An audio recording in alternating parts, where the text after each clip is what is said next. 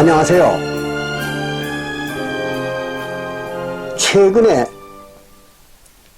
한동안 여러분들에게 홈페이지 서비스를 원만하게 제공해 드리질 못했습니다. 그것은 우리 도메인을 관리해주는 이홈피 업체에서 업무상 변동이 있었기 때문에 불갑을 한동안 여러분들에게 원만한 서비스를 제공하지 못했던 점에 대해서 이 시간 다시 한번 죄송하다는 말씀을 드립니다. 이제 도메인이 관리업체를 바꿔가지고 다시 우리가 사용하는데 지장이 없게 됐습니다. 그래서 앞으로는 그러한 불편한 일이 없을 것을 약속드리겠습니다. 죄송합니다. 오늘은 여러분들과 함께 그리스도는 다윗이었다 하는 말씀을 가지고 성경을 같이 살펴보는 시간을 갖기로 하겠습니다. 물론 이것도 여러분들이 성경에 대한 지식이 완전하지 못한 분들에게는 아주 생소한 이야기가 될 것입니다. 예수 그리스도가 다윗이었다 하는 문제는 그렇게 용이하고 쉽게 이해되는 일은 아닙니다. 그러나 성경에는 명백하게 그런 기록이 있는 것입니다. 그래서 한번 같이 살펴보시겠습니다. 먼저 에스겔서 34장 23절과 24절에 보면 이런 말이 기록되어 있습니다. 하나님이 여호와가 한 목자를 이스라엘 백성들 위에 세워 먹이게 하리니, 그러니까 이스라엘 백성들 위에다가 한 목자를 세워서 그들을 관리하겠다는 얘기죠. 먹이게 하리니 그는 그 목자입니다. 그 목자는 내 종 다윗이라 그랬습니다.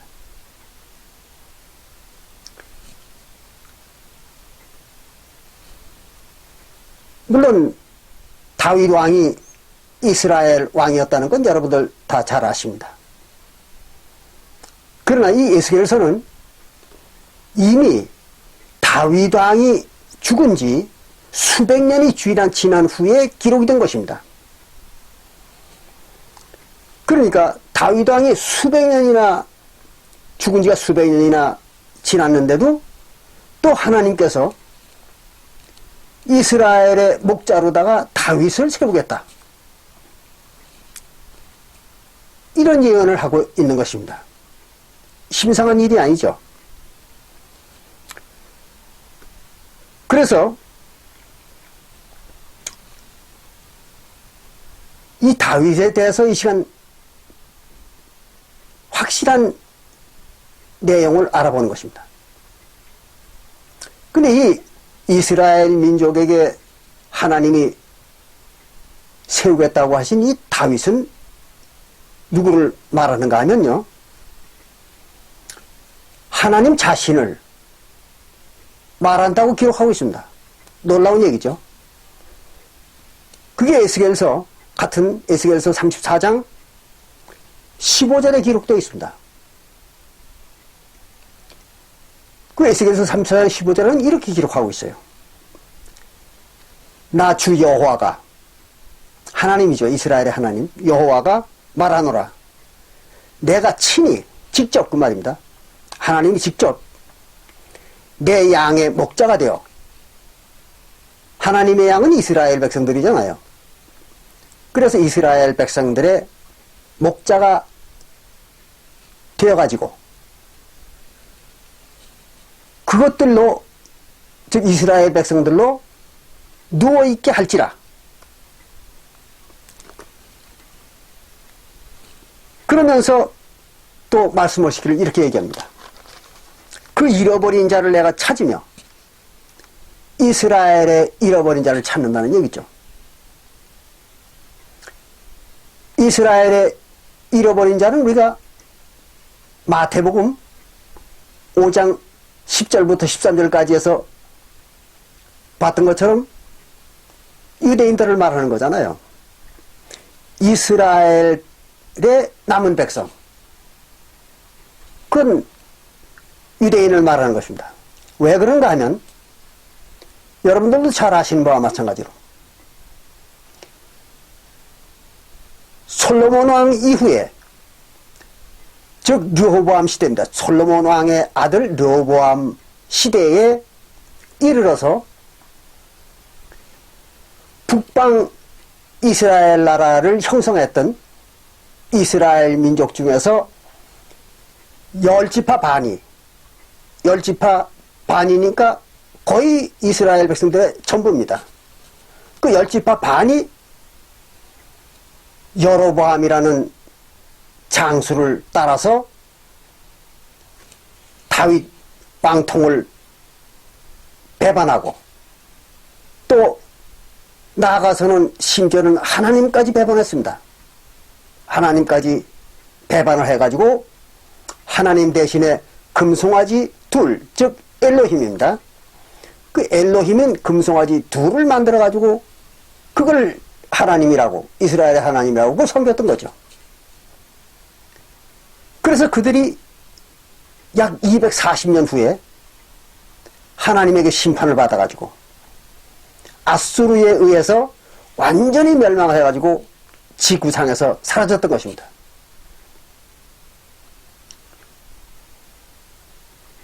그리고 이제 남은 것이 바로 유대인뿐이죠. 르호보암 왕을 따라서 남쪽 예루살렘으로 도망을 가가지고 유대나라를 세웠던 그 유대인들입니다. 그들만이 남았던 것입니다. 이스라엘 모든 백성들이 다 심판을 받고, 그리고 유대인들만 남았던 것입니다. 그래서 하나님은 유대인을 갖다가 이스라엘의 남은 자, 또는 이스라엘의 잃어버린 자, 이렇게 얘기하는 것입니다. 잘 이해하시기 바랍니다. 그래서 여기에서도 보면 에스겔서 34장 16절에서도 이런 말을 하는 거죠. 그 잃어버린 자를 내가 찾으며, 잃어버린 자는 누굽니까? 유대인들이죠. 유대인들을 찾겠다. 그 말은 무슨 말인가 하면 유대인들 중에서 구원을 줄 사람을 찾겠다는 거죠. 그 얘기입니다. 그래서 유대인들 중에서 구원을 줄 자를 찾으며, 그런 얘기입니다. 그리고 쫓긴 자를, 쫓긴 자, 누구에게 쫓겼습니까? 이스라엘 백성들, 북방 이스라엘 백성들로부터 쫓겨난 거죠. 그게 유대인들 아닙니까? 그래서 쫓긴 자를 내가 돌아오게 하며, 누구에게로? 하나님에게로. 그러니까 이스라엘 본토로 돌아오게 하는 거죠. 그래서 이스라엘 백성들에게 쫓겨난 자들, 유대인들입니다. 그 유대인들을 다시 돌아오게 하며, 또 상한 자를 내가 싸매며 위로해 주겠다는 거죠. 유대인들을. 그리고 병든 자를 내가 강하게 하려니와, 살찐 자와 강한 자는 내가 멸하고, 살찐 자와 강한 자는 어떤 자들인가 하면 이스라엘의 지도자들입니다. 이스라엘과 유대 나라를 다스리던 자들이죠. 그들이 살찐 자와 강한 자들입니다. 그들이 전부가 하나님의 법을 지키지 않았잖아요. 그 바람에 백성들까지도 죄인들이 됐던 거죠. 그래서 그런 자들, 그 이스라엘과 유대의 지도자들입니다. 종교적 지도자들. 그 지도자들을 멸하고 심판한다는 얘기죠. 그리고 공의대로 그것들을 먹이리라. 공의대로 먹인다. 그 말은 율법에 의거해서 율법을 따라서 그 말입니다. 율법을 따라서만 유대인들을 다스리겠다. 그런 얘기입니다. 하나님께서. 그런데 이 하나님이 누군가 하면 바로 에스겔서 34장 23절과 24절에서는 다윗이라고 그렇게 얘기하고 있습니다. 그럼 하나님이 다윗이잖아요. 그럼 다윗은 누굽니까? 다윗이 하나님이죠. 그렇잖아요. 하나님이 다윗이니까 다윗이 하나님입니다. 이해되시죠? 그래서 이 에스겔서 34장 15절과 23절에서는 하나님이 다윗이라는 걸 말하고 있는 것입니다. 그런데 재미있는 얘기는 누가복음 1장 31절부터 33절에 보면 누가복음 1장 31절부터 33절에 올 것 같으면은 거기는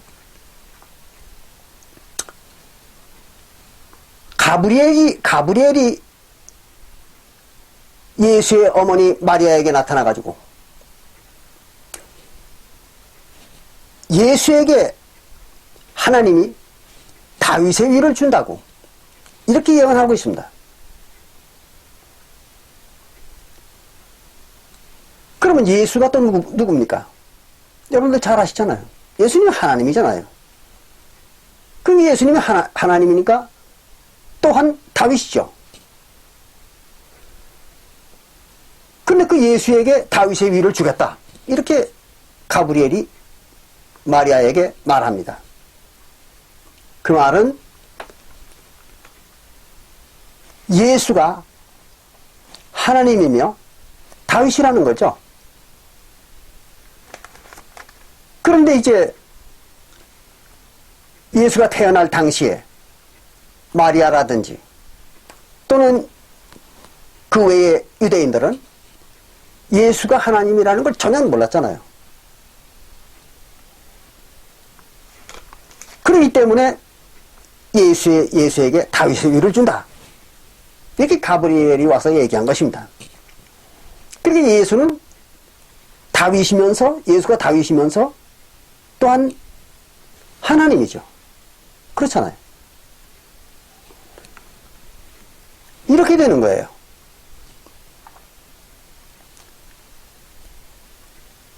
그러니까 그리스도는 다윗이 되는 것입니다. 그리스도는 다윗이 되고 또 그리스도는 하나님이 되는 겁니다. 그리고 다윗은 하나님이 되는 것이고 하나님은 다윗이 되는 것입니다. 그렇죠? 이 관계를 명확하게 여러분들 이해를 하셔야 됩니다. 그렇지 않으면 성경을 이해 못합니다.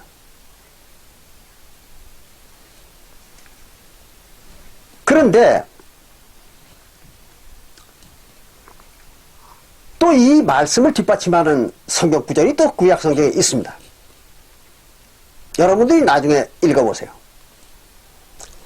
호세아서 3장 4절과 5절에 보면 호세아서 3장 4절과 5절에 볼 것 같으면은 이스라엘 백성들이 말세에 말일이라고 했어요. 거기는 말세입니다. 말세에 다윗을 구하리라 그랬어요. 다윗을 찾는다는 거죠. 말세에. 왜 찾을까요? 다윗이 자기들의 그리스도로 온다는 예언을 알기 때문에 찾는다는 얘기죠. 그 얘기입니다.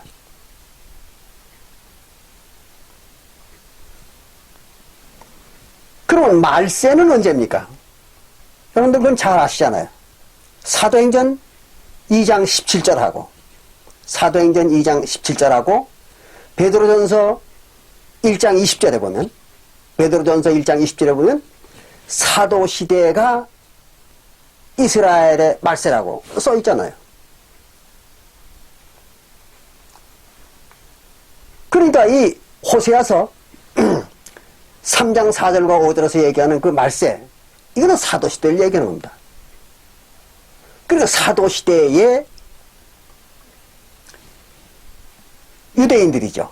이스라엘 백성들이니까. 유대인들이 다윗을 찾는다는 거죠. 뭐 하려고 찾겠습니까? 구원을 받으려고 찾는 겁니다. 영혼의 구원을 받으려고. 그게 이제 호세아서 3장 4절과 5절에 예언이 되어 있습니다. 그러니까 예수가 다윗이라는 건 더 명확하잖아요. 그렇죠? 또 뿐만 아니라 이사야서 55장 3절에 보면 이사야서 55장 3절에 볼 것 같으면은 또 이런 말이 기록되어 있습니다.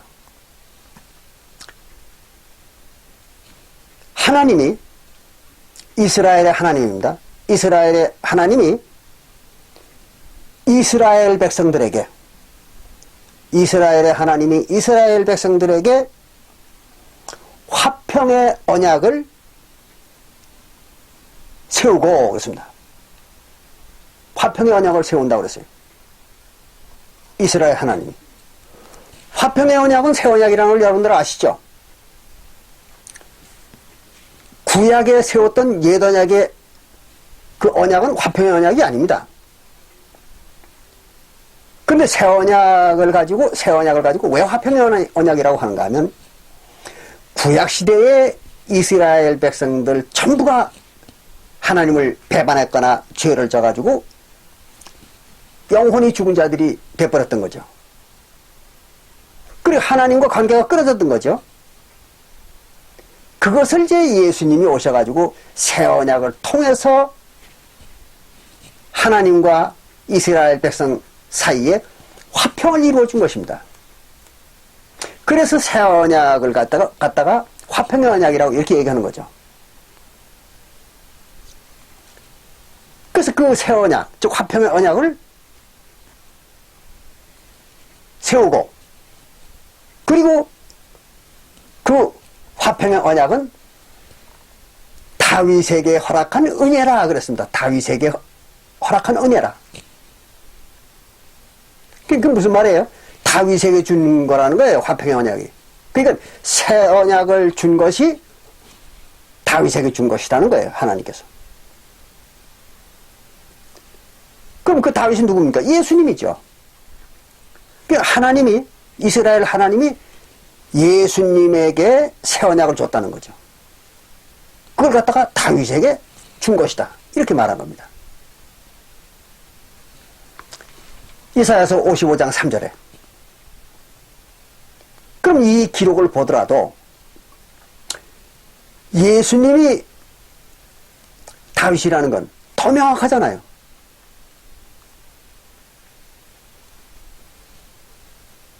그러니까 조금 전에 말씀드린 것처럼 예수는 다윗이면서 하나님입니다. 또 하나님은 다윗이면서 예수입니다. 그렇죠? 또 다윗은 하나님이면서 예수죠. 이런 관계가 되는 겁니다. 그러니까 결국은 하나님과 예수와 다윗이 모두가 다 하나님이었던 것이죠. 아마 여러분들 중에는 잘 믿어지지 않는 분들이 있을 겁니다. 그러나 성경에 이렇게 아주 명확하게 기록이 되어 있잖아요. 근데 그것을 안 믿으면 어떡하겠습니까? 물론 성경에 아주 명확하게 기록이 되어 있는데도 불구하고 그런 명확한 사실을 안 믿으려고 하는 사람들이 있어요. 많습니다, 그런 사람들. 그건 뭐 해볼 방법이 없잖아요. 자기 안 믿겠다는데. 그런 사람들의 영혼과 성경에 기록된 사실을 그대로 사실대로 믿는 사람들과 영혼이 같을까요? 같을 수는 없죠. 그래서 영혼이 갈려지는 것입니다. 믿음을 가질 수 있는 영혼과 믿을 것을 믿지 않는 영혼, 그 두 가지의 이질적인 영혼으로 갈려지는 것입니다. 이걸 여러분들이 아주 명심하시기 바랍니다. 더욱이 누가복음 2장 4절과 7절에 볼 것 같으면, 누가복음 2장 4절과 7절에 볼 것 같으면은 예수가 다윗 왕이라는 증표를 보여준 게 있습니다. 그게 뭔가 하면 예수님께서 베들레헴에서 태어났습니다.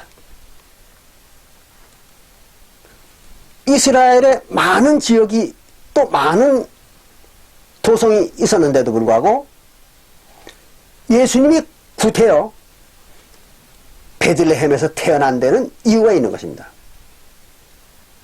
왜 그런가 하면 그 베들레헴이라는 성읍이 다윗이 태어난 곳입니다. 그래서 그걸 갖다 다윗의 성읍이라고 그렇게 얘기합니다. 베들레헴을 갖다가. 그럼 예수님이 베들레헴에서 태어난 이유는 뭐냐 그러면 자기 자신이 다윗이라는 증표를 보여준 것입니다. 그런데 왜 여기서 잘 이해하셔야 될 일이 있습니다. 이게 뭔가 하면 다윗 왕의 증표는 아주 많습니다. 여러 가지가 있습니다.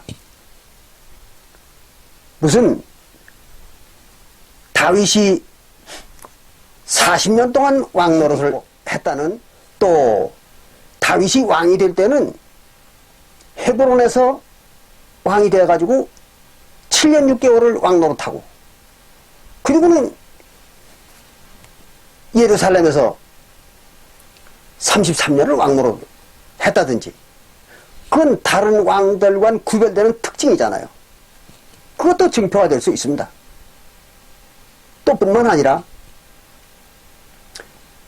다윗은 다른 왕들은 할 수가 없었던 그 예루살렘 성이라는, 그걸 다윗성이라고도 그러죠.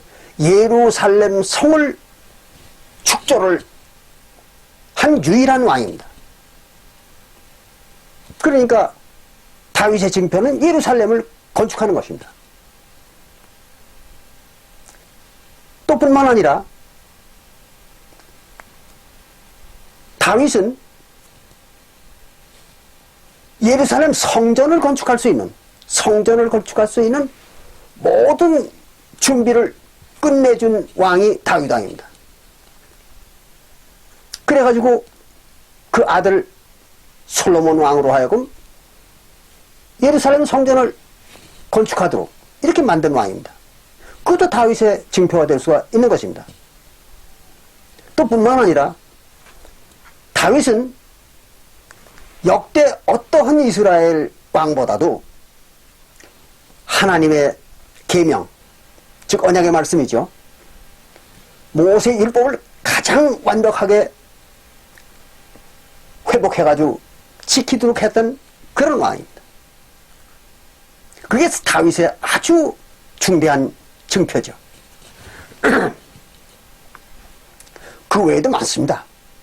우선 다윗이 본처를 지켜놓고 그 우리아의 자기 부하 장수인 우리아의 아내를 취해가지고 바세바죠. 취해가지고 거기서 자기의 혈통을 이을 솔로몬을 생산을 했던 그런 아주 전혀 순리적이 아닌 그런 생활도 있던 것입니다. 그 다윗의 증표가 될 수 있죠. 그것도 이와 같이 뭐 그 외에도 많습니다. 다윗의 증표는. 근데 그 많은 다윗의 증표 중에서 예수 때에는 오직 베들레헴에서만 태어났다는 거, 그 한 가지의 증표만 보여줬던 것입니다. 그렇잖아요. 그게 누가복음 2장 4절과 7절입니다. 그럼 왜 예수가 다른 증표는 안 보여주고 다윗의 증표로다가 베들레헴에서 태어나는 것만 보여줬을까요? 그걸 잘 이해하셔야 됩니다. 다윗의 증표가 많지만 그 중에서 몇 가지를 빼고는 나머지들은 다 그 자체가 다윗의 완전한 객관적인 증거는 될 수가 없습니다. 물론 이 베들레헴에서 태어났다는 것도 역시 그렇습니다. 베들레헴에서 태어난 사람이 예수 한 사람일까요? 많을 거 아닙니까? 그럼 그 많은 사람이 다 다윗의 증표를 가지고 왔다는 얘기가 되잖아요. 말이 안 되는 거죠. 또 뿐만 아니라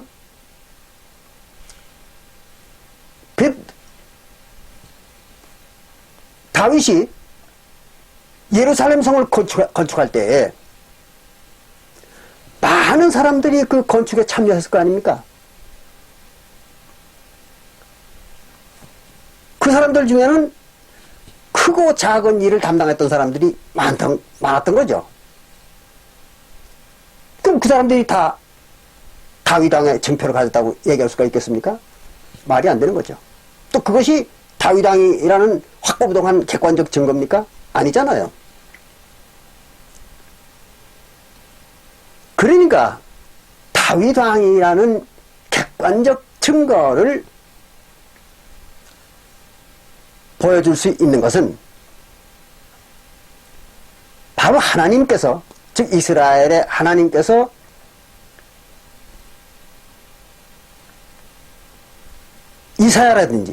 이사야라든지 또는 호세아라든지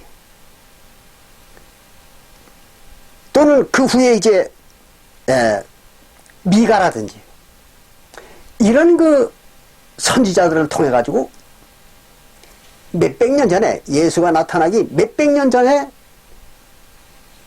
예언을 남겼던 것들이죠. 그거는 객관적인 증거가 될 수 있잖아요. 그러니까 그게 오히려 더 객관적인 증거입니다. 그런 것이지 예수가 베들레헴에서 태어났다는 그것이 객관적인 증거는 될 수가 없는 것입니다. 다만 증표의 한 가지죠. 그럼 어떤 사람들은 이렇게 얘기합니다. 다윗이 헤브론에서 7년 6개월 왕노릇하고 예루살렘에서 33년을 왕노릇했으니까 다윗의 증표는 헤브론에서 7년 6개월 왕노릇하고 예루살렘에서 33년 왕노릇하는 것이 증표가 되어야 된다. 이렇게 주장하는 사람도 있어요.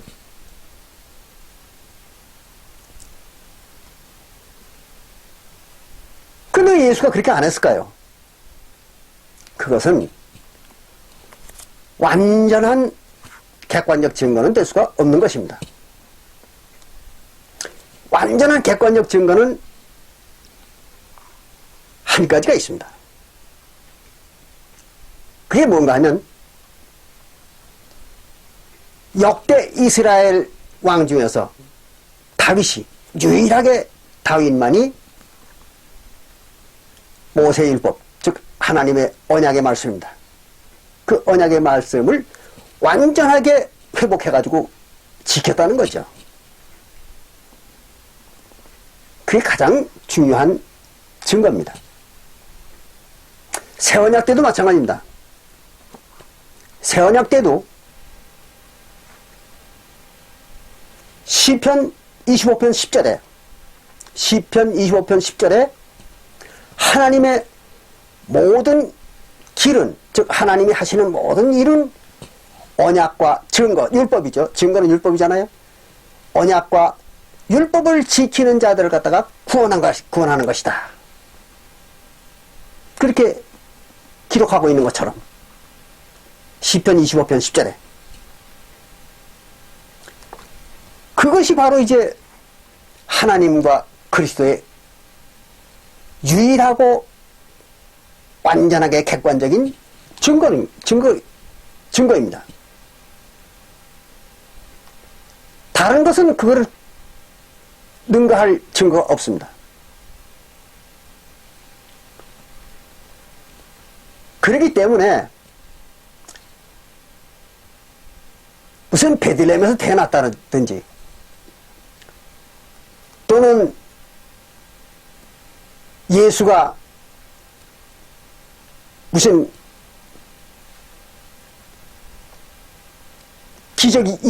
기적과 이사를 행했다든지 이런 것들은 완벽한 증거는 될 수가 없습니다.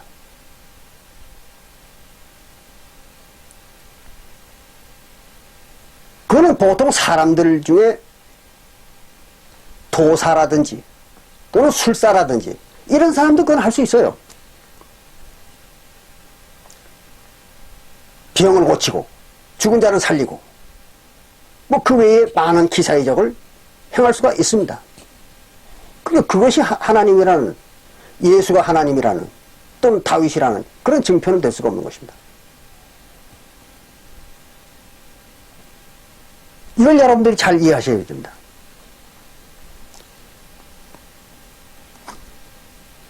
어쨌든 이렇게 예수가 베들레헴에서 태어난 것은 예수가 다윗이라는 증표를 한 가지 보여준 것입니다. 많은 증표 중에 한 가지를 보여준 거예요.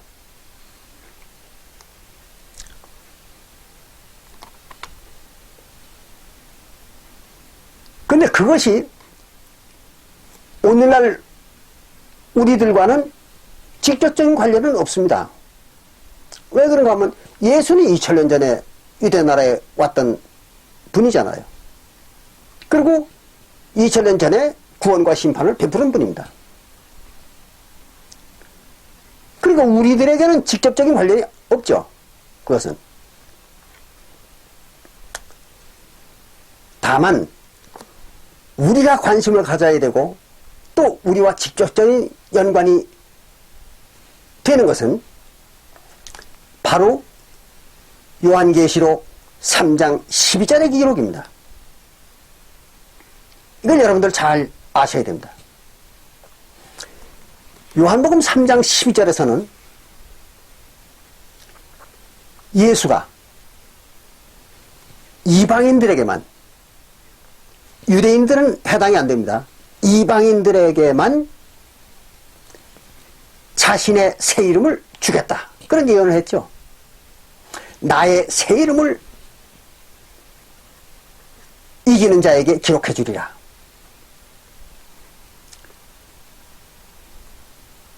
그거는 요한계시록에만 기록되어 있는 것입니다. 그런데 요한계시록은 여러분들이 잘 아시는 바와 마찬가지로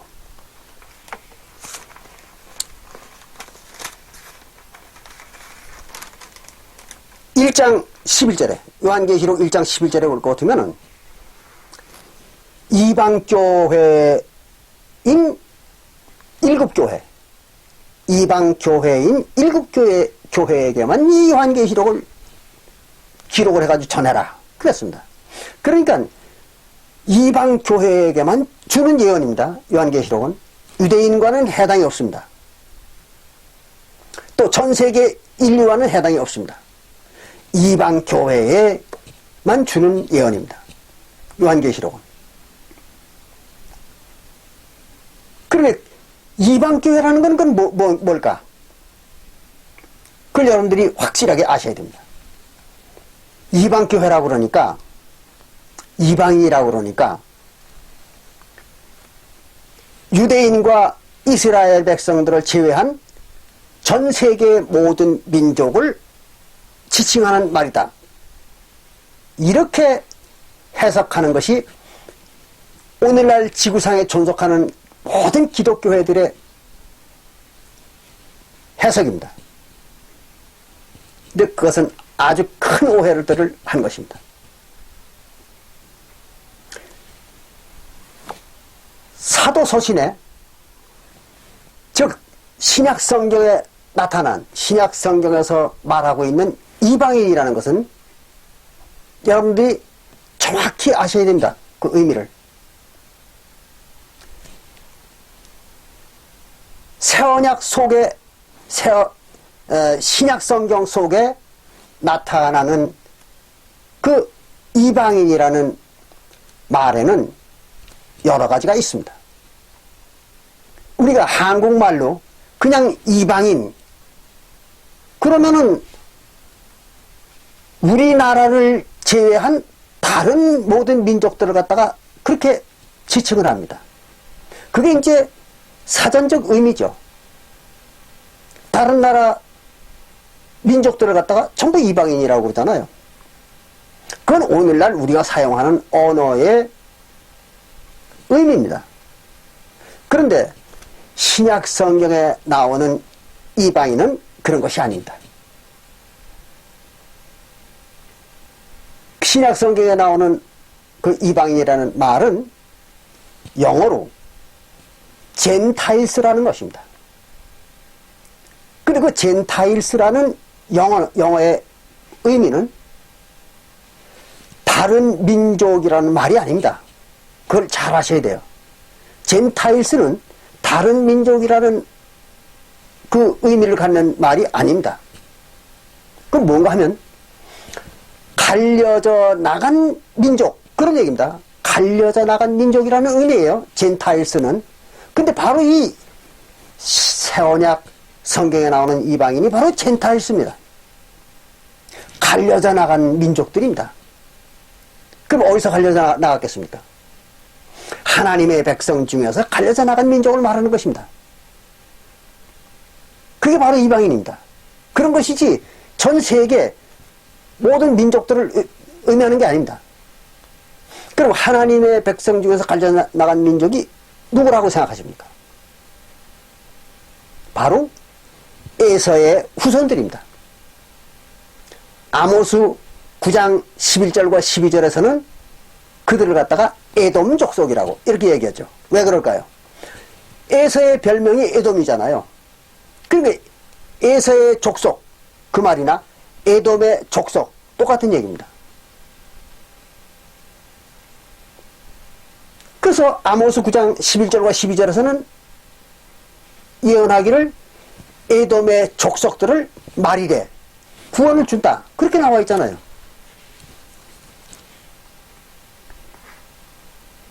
그러니까 누구를 구원 준다는 얘기입니까? 바로 에돔 족속입니다. 즉 에서의 자손들입니다. 그걸 갖다 이방인이라고 이렇게 얘기하는 것입니다. 그런 거지 무슨 다른 민족들을 가지고 무슨 앵글로색선족이라든지 또는 무슨 동양의 각 민족이라든지 이런 그 전 세계에 유포되어 있는 다른 민족들을 갖다 이방인이라고 그렇게 얘기하는 거 아닙니다. 근데 오늘날 기독교들은 그렇게 해석을 하고 있습니다. 그러니까 전혀 다른 해석을 하고 전혀 다른 의미로 알고 있는 것이죠. 그러니까 성경이 어떻게 됐겠습니까? 전혀 다른 의미로 성경을 알고 있는 것이죠. 그러니까 엉뚱한 걸 가리키고 엉뚱한 걸 배우고 엉뚱한 걸 믿는 것입니다. 그리고 엉뚱한 주장을 하고 있는 거죠.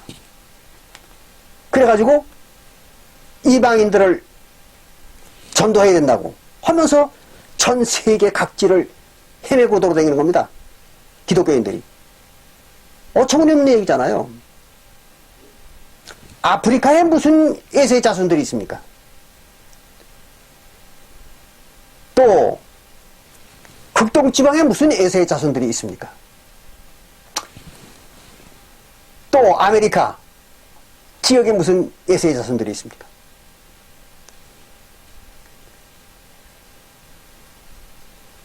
그런 곳에 가가지고 전도를 한다고 난리들을 치고 있는 거잖아요. 얼마나 황당한 인간들입니까? 너무 무식해도 너무 무식한 사람들이죠. 근데 바로 요한계시록 3장 12절에서 얘기하는 그 새 이름, 예수의 새 이름을 주겠다는, 그 새 이름을 주겠다고 한 그 이방인들이 누구냐 그러면 바로 젠타일스들입니다. 즉 에돔이라고도 하고 에서라고도 하는 그 후손들이죠. 그들에게 새 이름을 주겠다는 거예요. 그걸 잘 아셔야 됩니다. 그러면 그럼 예수의 새 이름을 왜 줄까요? 왜 예수의 새 이름을 줄까요? 뭐 예수라는 이름을 주면 될 거 아니에요. 근데 왜 새 이름을 왜 줄까요? 지난번에도 제가 말씀을 드렸습니다만은 예수라는 이름은 예수의 본 이름이 아닙니다. 그것은 후대 사람들이 조작해낸 이름입니다. 여호와도 그렇죠. 여호와라는 이름은 성경에 없는 것입니다. 지난번에 설명드린 것처럼 구약 성경에 보면 여호와라는 그 이스라엘 성경 본문에 보면 없습니다. 다만 요드해 와우해라는 그 네 낮자만 있는 것입니다. 근데 그거를 읽는 방법을 잃어버렸던 거죠. 유대인들까지도. 그러니까 읽질 못하는 거예요. 읽질 못하니까 이스라엘 하나님의 이름을 발음할 수가 없는 거죠. 그 어떻게 된 거예요? 잃어버린 이름이죠. 예수 이름 마찬가지입니다. 예수라는 이름은 지사스라는 헬라어를 갖다가 우리 한국말로다가 번역을 한 거죠. 야소라든지 예수라고 이렇게 번역을 한 거죠. 그런데 그럼 헬라어의 그 지사스는 맞는 이름이냐? 아닙니다. 지난번에 설명을 드렸습니다만은 예수는 무슨 언어를 사용했던 사람입니까? 아람어를 사용했잖아요. 그러니까 아람어를 사용하는 사람들 속에서 태어나가지고 아람어를 사용하고 살았던 사람입니다. 예수가. 그럼 이름은 무슨 이름을 지었겠습니까? 아람어식 이름을 지었겠죠. 그렇잖아요. 헬라어식 이름을 짓진 않았을 거 아니에요. 지사스라는 이름을 만들진 않았을 거 아닙니까? 그런데 신기하게도 후대의 사람들이 예수의 본 이름을 다 잊어버렸습니다. 그래서 편법으로 지사스라는 이름을 기록한 거죠. 그것을 한국 사람들은 또 예수라고 번역을 해가지고 예수님 하는 것입니다. 이렇게 구약에 여호와라는 이름도 없는 것이고 성경에 신약 성경에 나오는 예수라는 이름도 없는 것입니다. 그러니까 하나님이나 그리스도의 이름이 잊혀져 버린 거죠. 그럼 어떻게 해야 되겠습니까? 부득불 새 이름을 만들어야 될 거 아닙니까? 그래서 예수가 나의 새 이름을 너희들에게 주겠다. 이렇게 요한계시록 3장 12절에 예언했던 것입니다. 그걸 여러분들 잘 아셔야 돼요. 이걸 모르면은 황당한 지식을 갖게 되는 것입니다. 따라서 황당한 믿음을 갖는 것입니다. 그러면 결과는 어떻게 될까요? 황당한 결과가 오는 것이죠. 여러분들이 이거를 놓쳐서는 안 됩니다. 그러면 과연 예수의 새 이름을 그럼 준다고 했는데 예수가 언제 줄 것이냐 이거죠. 이걸 아셔야죠. 그럼 예수가 다윗이라고 했죠? 그러니까 예수가 다윗이니까 다윗의 새 이름을 준다는 얘기 아닙니까? 그거 잘 아셔야 돼요. 그러면 예수의 이름, 즉 다윗의 새 이름을 갖다 언제 주느냐? 이겁니다. 그것을 우리에게 가르쳐주는 기록이 있습니다. 어디에 있는가 하면 다니엘서 2장 44절에 나옵니다. 다니엘서 2장 44절에 보면 거기에 이런 말이 기록되어 있습니다.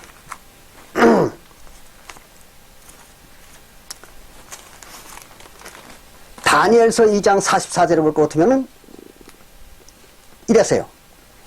이 열왕의 때에 그랬습니다. 이 열왕의 즉 그 말은 많은 왕국들의 시대에 그런 얘기입니다. 그럼 여기서 얘기하는 이 많은 왕국, 열국입니다. 열왕. 그 많은 왕들은 누구를 말하는가 하면 조금 후에 설명을 드리겠습니다만은 느부갓네살 왕이 바벨론의 느부갓네살 왕이 신상의 꿈을 꿨습니다. 그건 잘 아시잖아요, 여러분들. 다니엘서 2장에 나오지 않습니까? 신상의 꿈을 꿨는데 그 신상에 대한 해석을 다니엘이 합니다. 느부갓네살 왕 앞에서. 그리고 그 신상의 해석을 다 마친 후에 맨 마지막에 신상과는 관계없이 신상과는 관계없는 예언을 합니다. 뭐라고 하는가 하면 이렇습니다. 이 열왕의 때에, 그러니까 신상의 예언이 다 끝난 후에 그때에 하늘의 하나님이 한 나라를 세우시리니 그랬습니다. 신상의 예언이 다 끝난 후에 하나님이 한 나라를 세우신다 그랬습니다. 그리고 이것은 이 새로 세우는 이 하나님의 나라, 이것은 영원히 망하지도 아니할 것이요 그 국권이 다른 백성에게로 돌아가지도 아니할 것이요 도리어 이 모든 나라를 쳐서 멸하고 영원히 설 것이라 그랬습니다. 매우 어려운 얘기입니다. 그럼 여기에서 이거를 먼저 알고 넘어가야 됩니다. 다니엘서 2장 44절에서 얘기하는 이 하늘나라, 하나님이 마지막에 와서 세우겠다고 한 하늘나라, 하나님의 나라, 그게 뭘까요? 하나님의 나라는 교회라는 걸 지난번에 배웠죠, 저에게. 여러분들이 잘 아시는 바와 마찬가지로 누가복음 17장 20절과 21절에 보면, 누가복음 17장 20절과 21절에 볼 것 같으면 바리새인이, 유대인이죠, 바리새인이 예수님에게 와가지고 하나님의 나라가 언제 임합니까? 하고 물었을 때 예수가 뭐라고 말합니까? 하나님의 나라는 눈에 보이게 임하는 것이 아니요 여기 있다 저기 있다고도 말할 수 없다. 장소 개념이 없다는 거죠, 하나님의 나라는. 그리고 바로 그 하나님의 나라는 네 속에 있느니라 그랬죠. 네 속에. 네가 누굽니까? 바리새인이죠. 바리새인 속에 하나님의 나라가 있다는 거죠. 천국입니다. 왜 그랬을까요? 그 바리새인 속에 있는 게 뭡니까? 예단약 교회죠. 바리새인은 예단약 교회의 성도잖아요. 그러니까 그 예단약 교회가 하나님의 나라라는 거죠. 천국.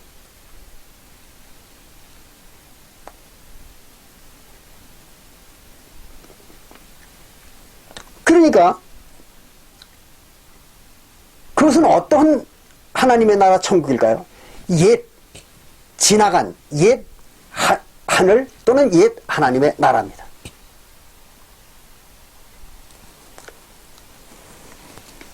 그러니까 새 하늘과 새 땅이라는 얘기 여러분 들어보시잖아요. 새 하늘과 새 땅, 즉 새 하늘입니다. 옛 하늘과 새 하늘이 있는 거예요, 성경에는. 그럼 옛 하늘은 조금 전에 누가복음 17장 20절과 21절에서 얘기한 그 하늘입니다. 그러니까 구약교회죠. 네.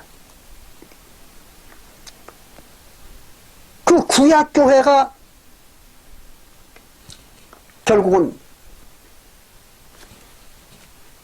하나님의 나라였고 또 천국이었던 거죠.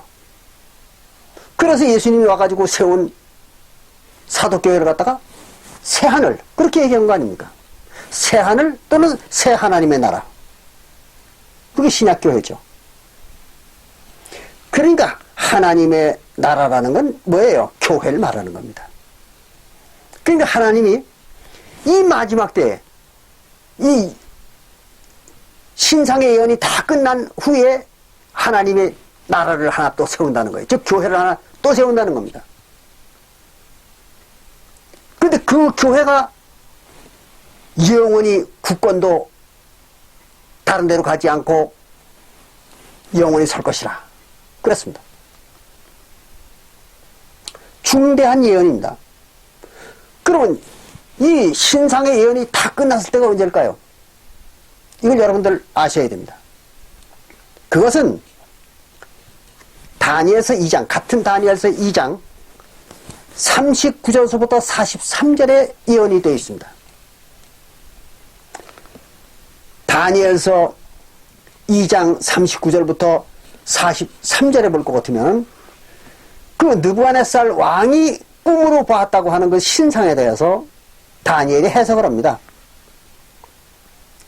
어떻게 해석을 하는가 하면 이렇게 해석을 합니다. 그 신상의 머리는 금으로 되어 있습니다.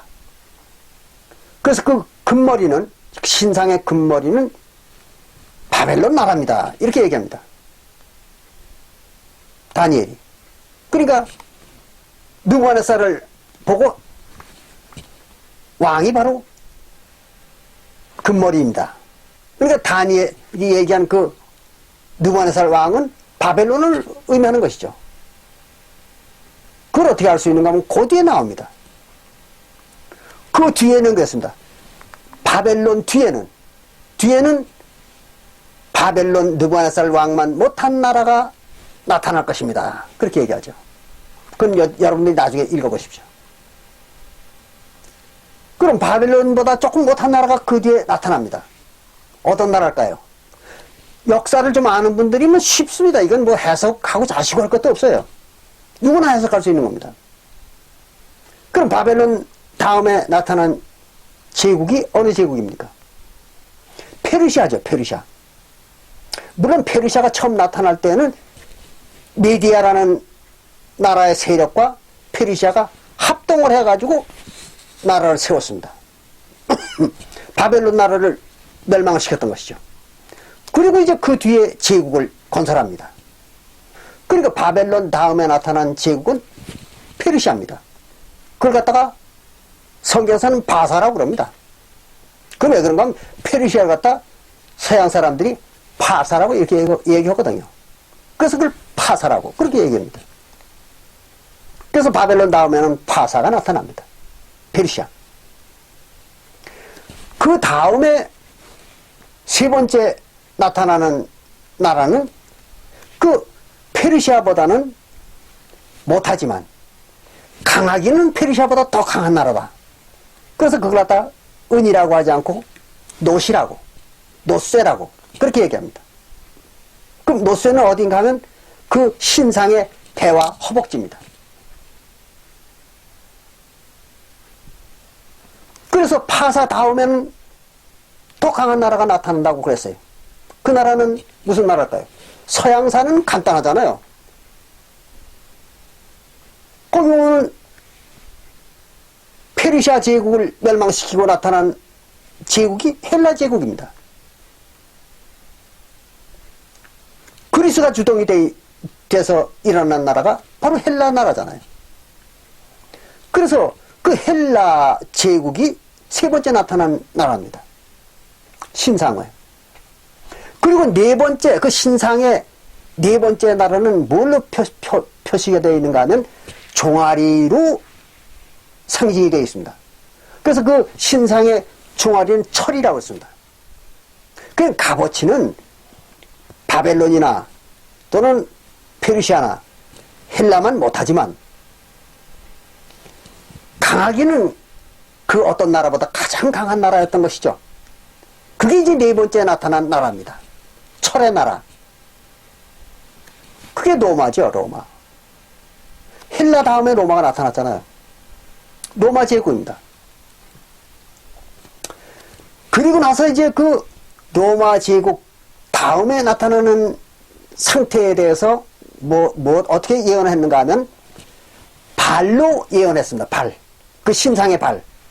그래서 그 발은 뭘로 이루어졌는가 하면 철도 아니고 놋도 아니고 금도 아니고 진흙과 철이 섞여 있다 그랬습니다.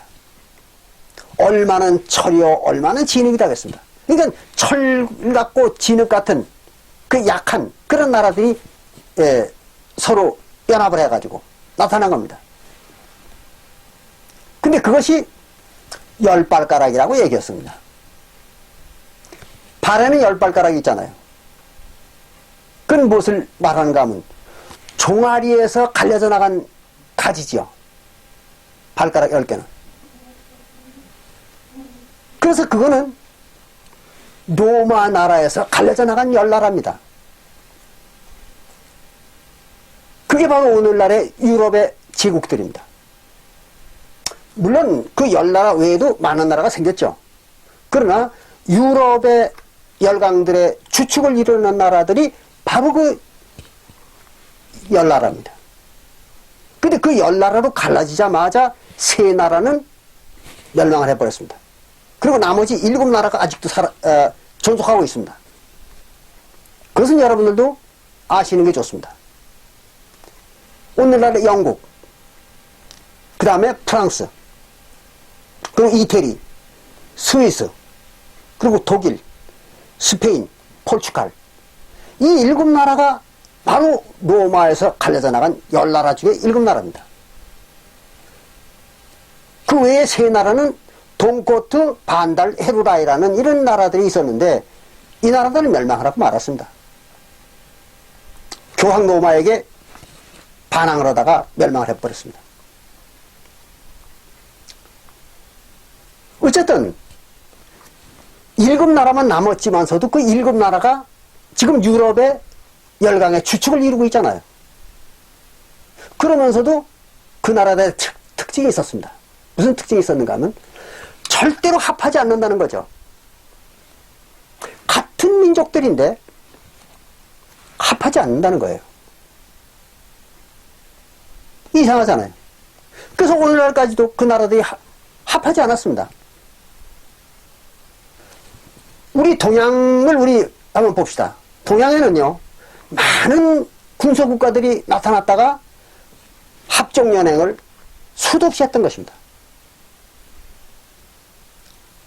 근데 유럽은 이상하게도 이 예언의 성취를 위해서 그들이 지금까지 그 2000년 동안 서로 합하지 않았습니다. 놀라운 일이잖아요. 그런데 이제 그 합하지 않은 그런 특징을 가지고 있던 그 10나라의 특징이 무너지는 때가 왔습니다. 그게 바로 오늘날입니다. 언제부터 그런 일이 벌어졌는가 하면요, 1958년부터입니다. 1958년에 유럽에는 EC라고 하는 경제연합이 생겼습니다. 그때 6개 나라가 시작을 했습니다. 그런데 이것이 1986년입니다. 우리가 신봉하는 안상홍 님이 돌아가신 다음 해입니다. 그 해가 바로 1986년이 내가 안상홍 님을 신봉하기 시작한 해입니다. 그 1986년에 유럽연합은 11개국으로 늘어났습니다. 그 11개국이 거기 참여를 했습니다. 그리고 2000년에 와가지고는 15개국이 참여를 하게 되고, 오늘날에는 EU의 가입국가가 28개국입니다. 유럽의 대부분의 나라들이 거기에 참여하고 있습니다. 그리고 화폐 통합을 이루고 있습니다. 뿐만 아니라 오늘날 유럽에는 아마 유럽을 여행해 보신 분들은 알겠지만 국경이 거의 없습니다.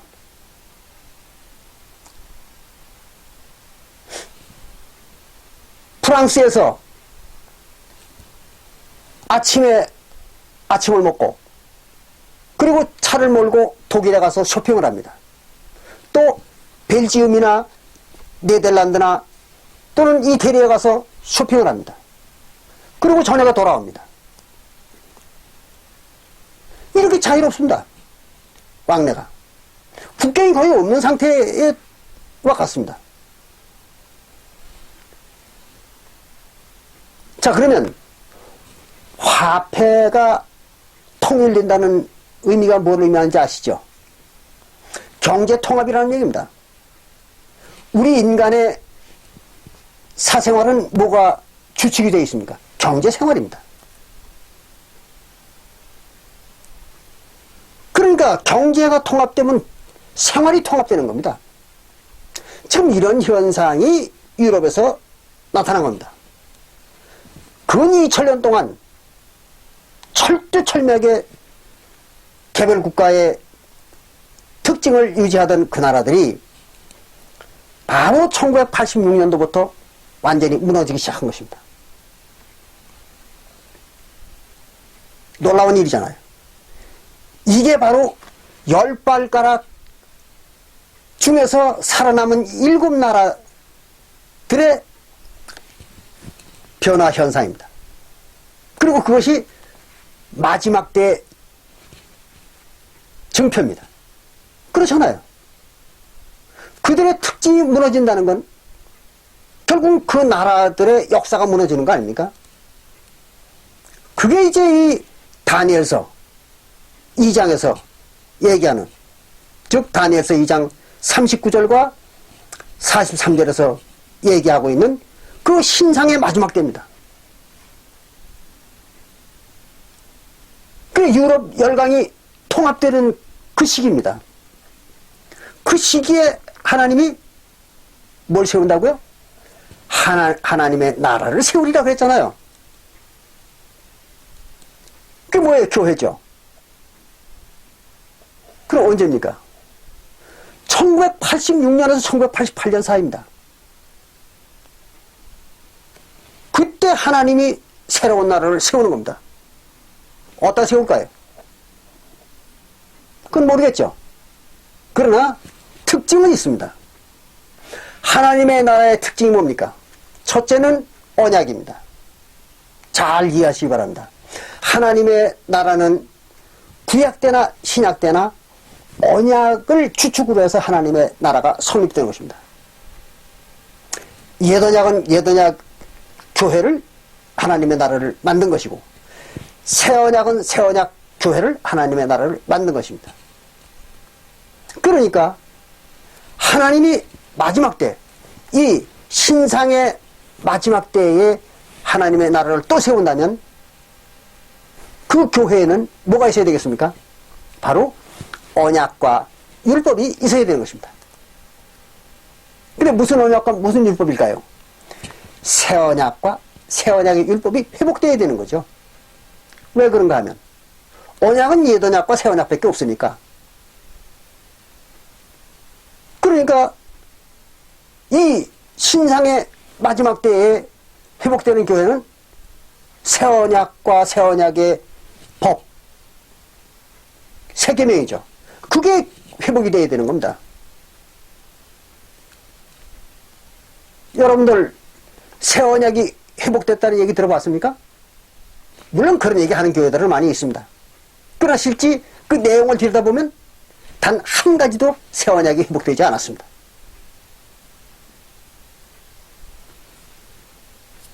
새언약은 여러분들 잘 아시죠? 마태복음 26장 26절부터 28절에서 예수님이 보여주신 언약의 피잖아요. 그리고 그 언약의 피는 뭐 하는 거라고요?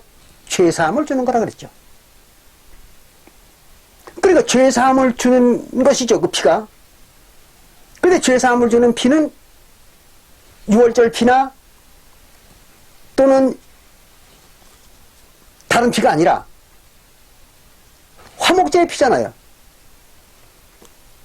그래서 요한일서 2장 2절과 요한일서 4장 10절과 로마서 3장 25절에 보면 화목제의 피로 죄사함을 준다. 그렇게 써있잖아요.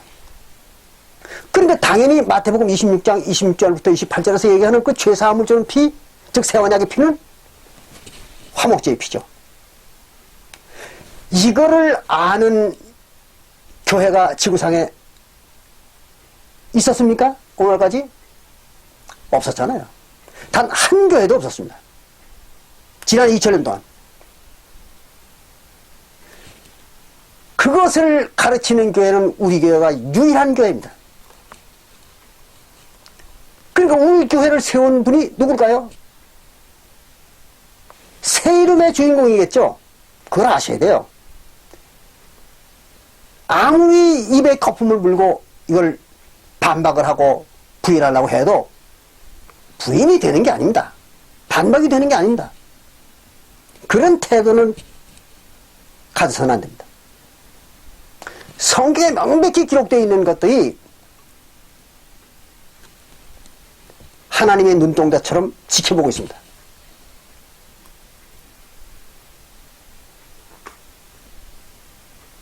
이게 새 언약이에요.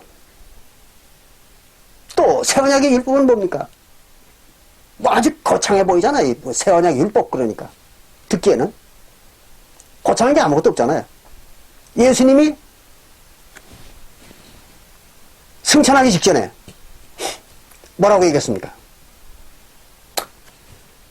성령이 임하거든, 즉 너희들이 성령이 임하거든 권능을 받고 비로소 하나님을 증거하라고 그렇게 얘기했죠. 그러면 새 언약의 증표가 뭘까요? 성령이잖아요. 성령 주는 것입니다. 그런데 성령은 어떻게 받는 겁니까? 그게 바로 새 언약의 율법입니다. 성령을 받는 방법, 그게 새 언약의 율법이죠. 그럼 어떻게 받는 겁니까? 간단하잖아요. 베드로가 사도행전 2장 38절에서 뭐라고 얘기했습니까? 회개해가지고 뭘 회개합니까? 구약시대에 율법을 범했던 죄를 회개하라는 거죠. 그런 말이 어디 있는가? 히브리서 9장 15절에 있잖아요. 히브리서 9장 15절에 예수가 사함을 주는 죄가 뭐라고요? 예단약 때 지은 죄를 사함을 준다 그랬잖아요. 히브리서 9장 15절에. 그러니까 베드로가 사도행전 2장 38절에서 얘기하는 회개하라. 그건 뭘 회개하라는 거예요? 바로 예단약 때 지은 죄를 회개하라는 겁니다. 무슨 뭐 오늘날 뭐 사람들이 짓는 죄 이걸 회개하라는 거 아니잖아요. 근데 이거 아는 교회도 없잖아요. 지구상에는. 그럼 예단약 때 지은 죄를 회개할 사람들이 누굽니까? 오직 이스라엘 백성들밖에 없잖아요. 유대인들. 그렇잖아요. 그들만이 모세율법을 범해가지고 죄인이었던 거 아니에요. 그걸 회개하라는 겁니다. 그런 것이지 뭐 사람으로 태어나가지고 인간적인 죄를 진 것,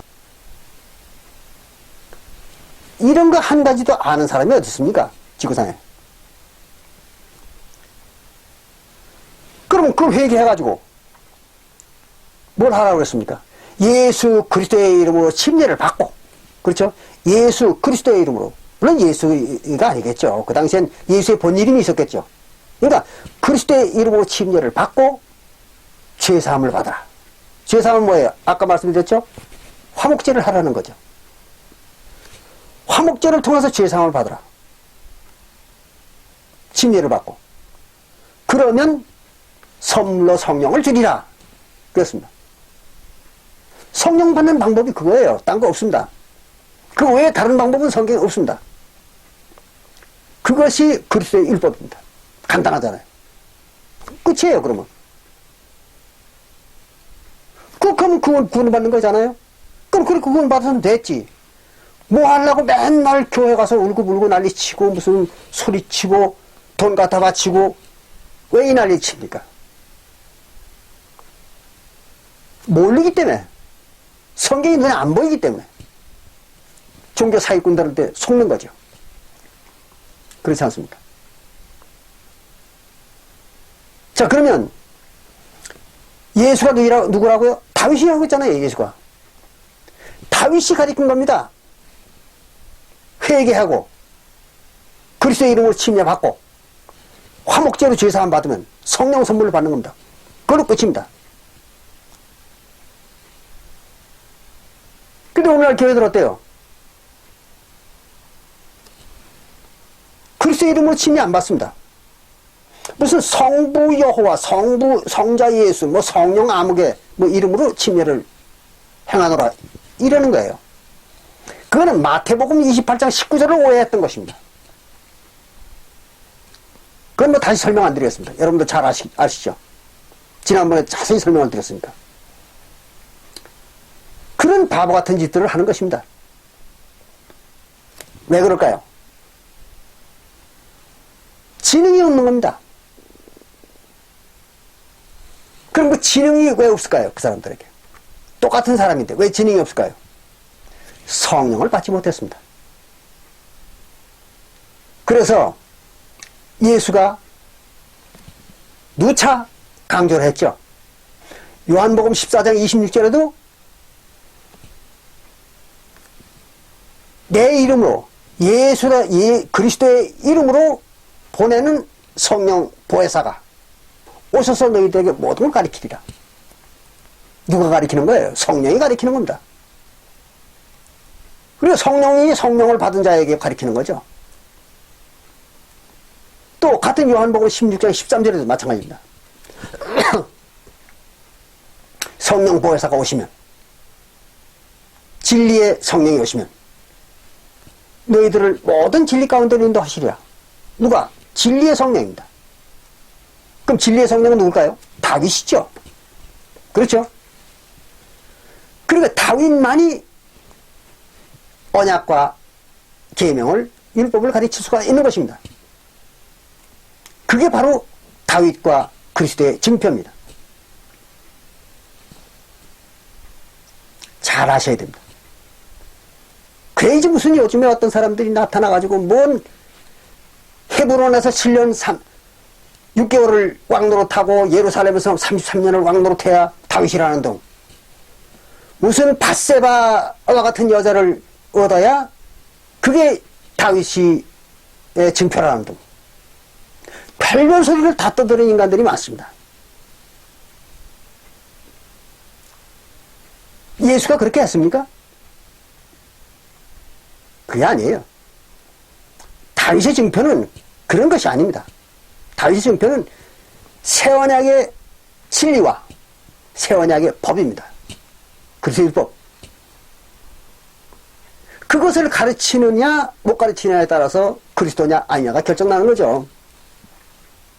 이걸 여러분들이 명확히 이해하지 못하면 종교 사기꾼들한테 속는 것입니다.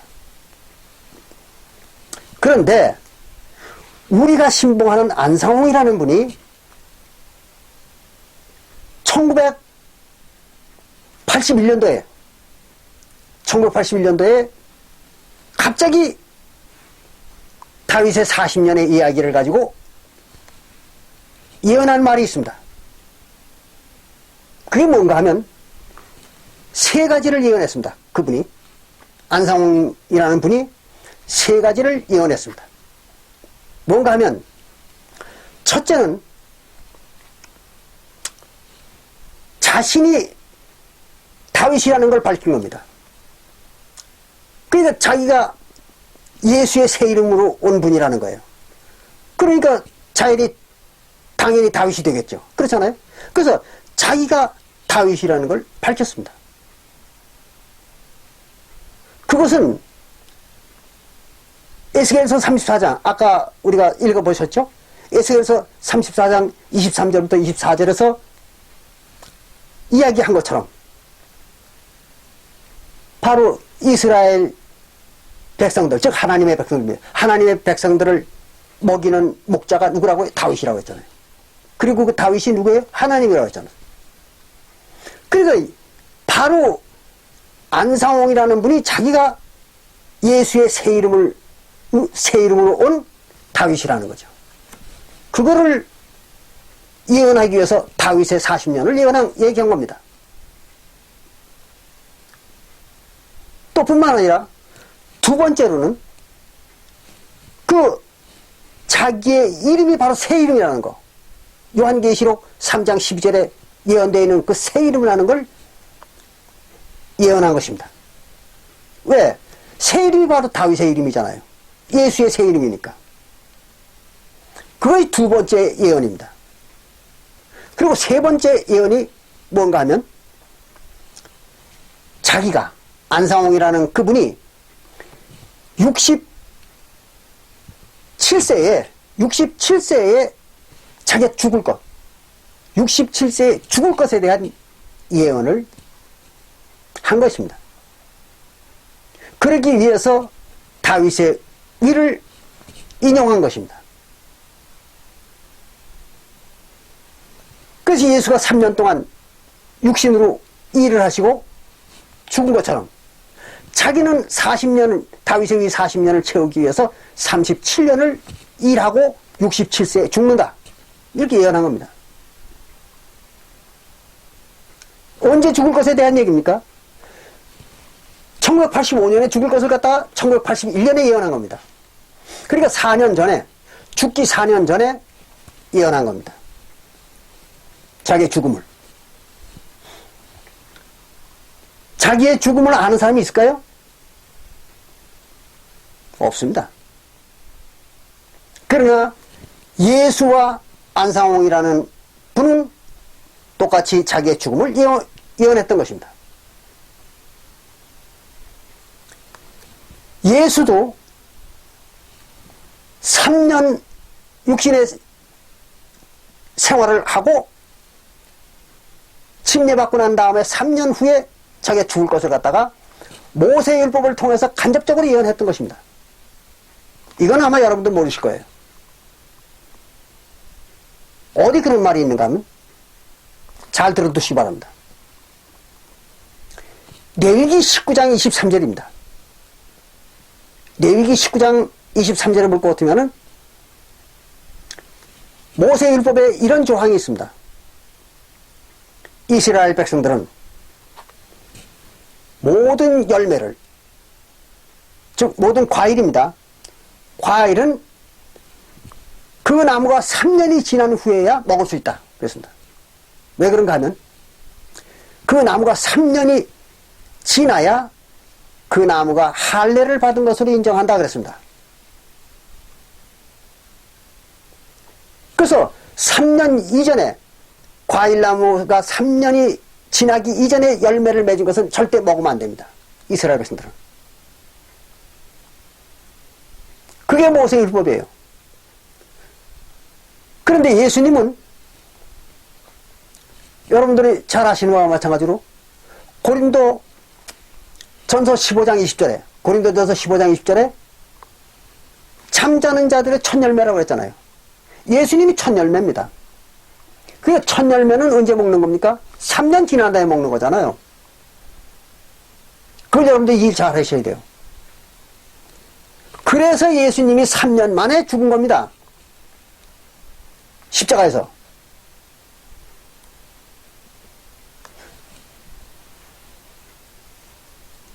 그게 바로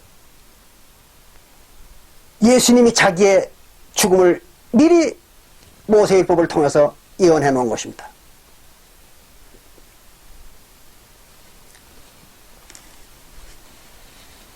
그뿐만 아니라 자기 제자들에게도 죽기 얼마 전에 내가 예루살렘에 올라가서 죽어야 한다. 이렇게 예언하셨잖아요. 예수님이.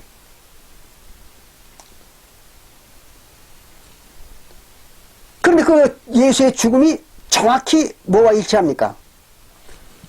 이스라엘의 절기와 일치합니다. 그걸 설명하려면 또 시간이 많이 걸리니까 그건 다음에 이제 제가 시간을 내서 말씀을 드리겠습니다.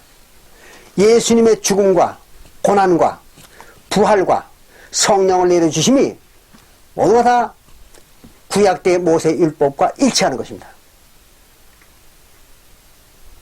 그러니까 구약 때 모세 율법은 뭘 예언한 겁니까? 예수의 죽음을 예언한 것이죠. 그럼 예수의 죽음을 예언한 것이니까 누구의 죽음을 예언한 겁니까? 다윗의 죽음을 예언한 것이죠. 그렇잖아요. 사도시대에 왔던 다윗의 죽음을 예언한 것입니다. 그런데 오늘날에 왔던 다윗이 누굽니까? 안상홍이라는 분 아니에요. 그걸 어떻게 부인합니까? 안상홍이라는 분이 우리에게 성령으로 가르친 겁니다. 육신으로 가르친 게 아니에요. 성령으로 가르쳤고 새언약과 새언약의 법을 명확하게 가르쳤습니다.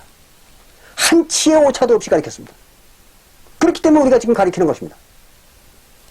만약에 이 사실을 부인하고 싶은 사람이 있다면 오늘날 우리가 가르치는 이 새언약과 새언약의 법을 부인할 수 있어야 됩니다. 객관적으로 또 논리적으로 합리적으로 부인할 수 있어야 돼요. 그런 사람이 있습니까? 절대로 없습니다. 성경이라는 문서가 입증하고 있거든요. 근데 어떻게 부인합니까?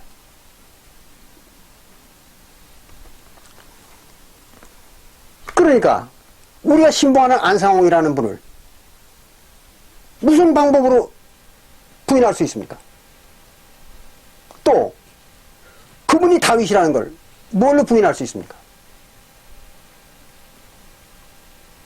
그래서 그분이 다윗의 40년을 인용해가지고 예언했는데 무슨 하자가 있습니까?